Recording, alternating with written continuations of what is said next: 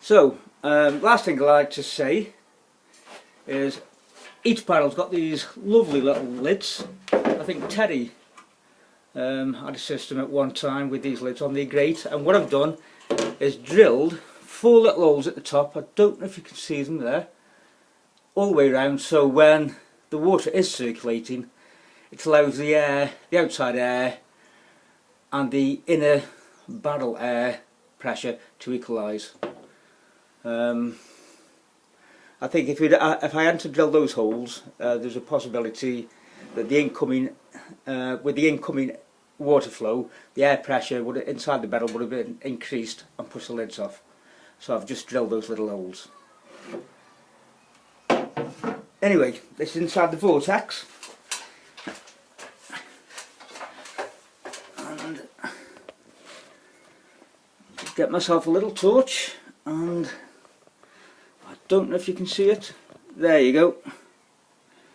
There's the incoming elbow. It's a very simple system, but it does work. There's the outflow. There's the bottom drain. Now I've left the top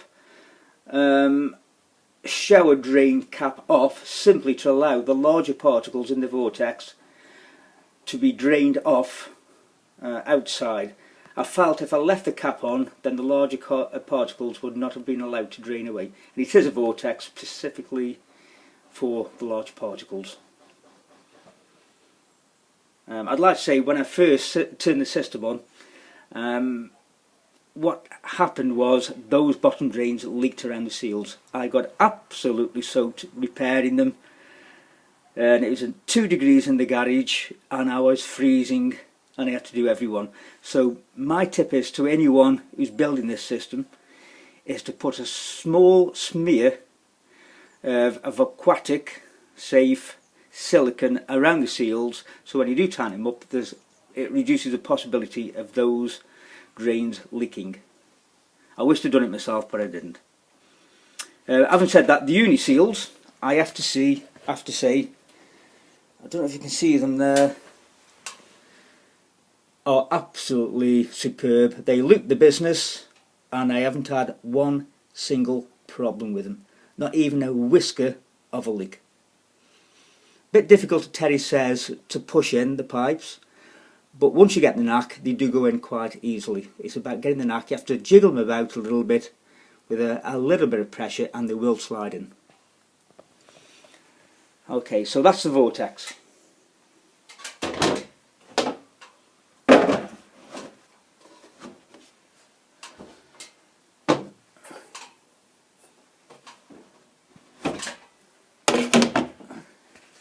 The next one along the line is the first still bed, and there we are. As you can see, everything's drained.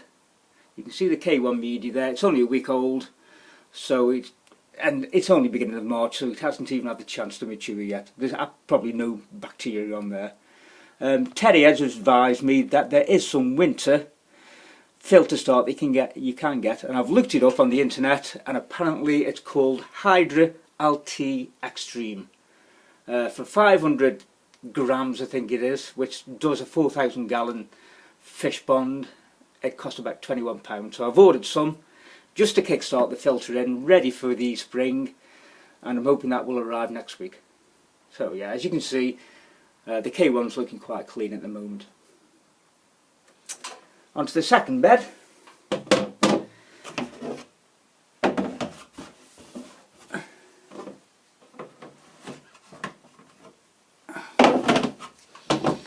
I think I get hurting a little bit holding this tablet, the iPad.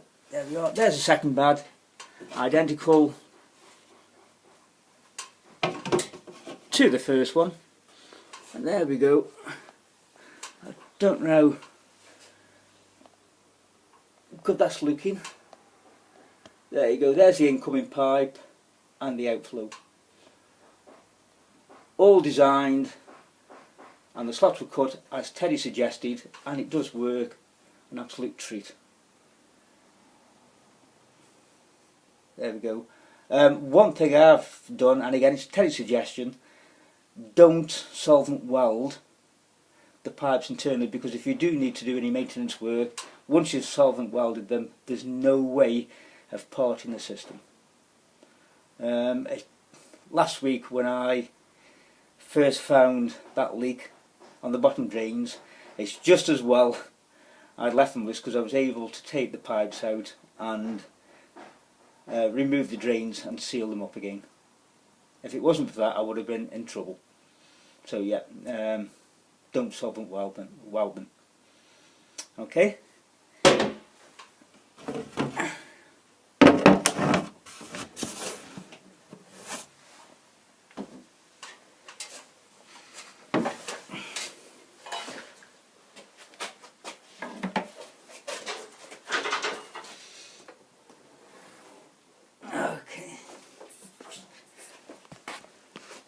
So finally onto the moving bed, and one slight modification to Terry's system. I found that when I turn the air pump on, a little Aqua 35 litres per minute air pump, got that off eBay, about £56 I think, and it's very, very good. The one thing I might modify on it is, what I did initially do is fit that hose pipe fitting there. It does work. I have to say, one thing it does do, it leaks a little bit of air out, but if there is ever any blockage in the pipe, it will save the diaphragm in the pump, because it does leak a little bit of air. Having said that, I'm in two minds whether or not to replace it with one straight hose pipe from there straight through to prevent the air from leaking, but it acts almost like a relief valve, so I'm not sure what to do there. Anyway, inside the actual moving bed, and as you can see, what I've done there, I've introduced the air pipe through the top of the barrel, and I've introduced an airing, slightly different to Terry's. Okay, can you see it? And all I've done is just garden hose, and it's fitted as a ring, and I've drilled approximately every 1 inch around the garden hose to allow the air to form a ring, and I have to say it does work.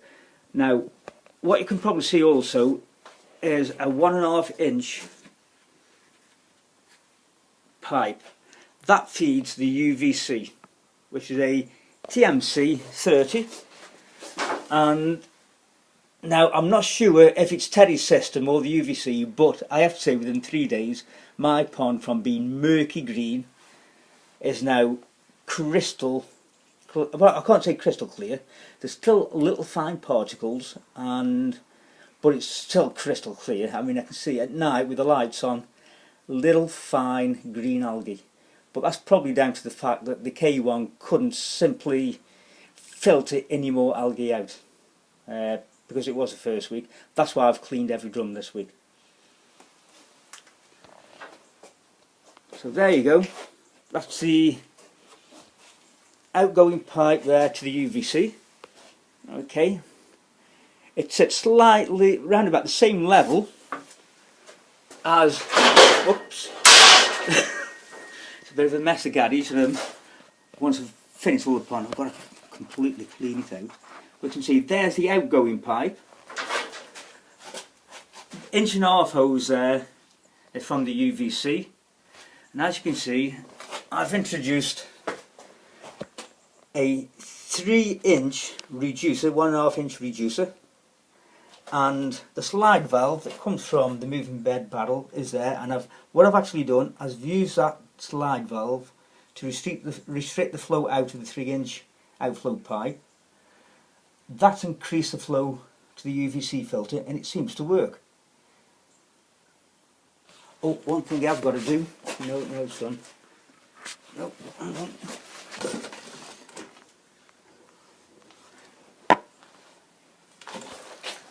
About.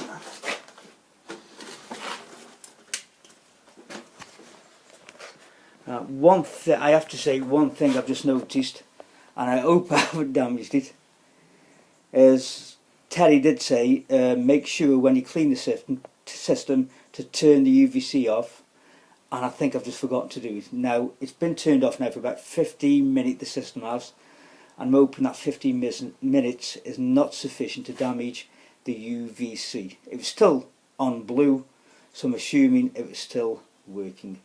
I've turned it off just to let it cool down. Okay, right, back to this, and there's the pipes again, 3-inch outflow and the 1.5-inch UVC supply. The white line in there is simply for the ring of air to move the K1, and that's the system. So thanks Teddy, it's a superb system, it seems to work, can't complain. If anything, it's worked absolutely wonderfully. I don't know what else I can say. I'll send this video to you via YouTube, so you can link into it, and I hope it just inspires other people to build your system. It took me round about, I'd say 3 to 4 weeks, just about an hour every night, couple of hours every night tinkering, but it's just together, and that's it. What I'll do now, because I've only got 15 minutes as Teddy says on the video, I'll give you a quick look at the pond outside. Bearing in mind that's a bit of a mess. It's still in the refurbishment phase, so it's not particularly clean. Well, the pond itself is clean, just the outside of it.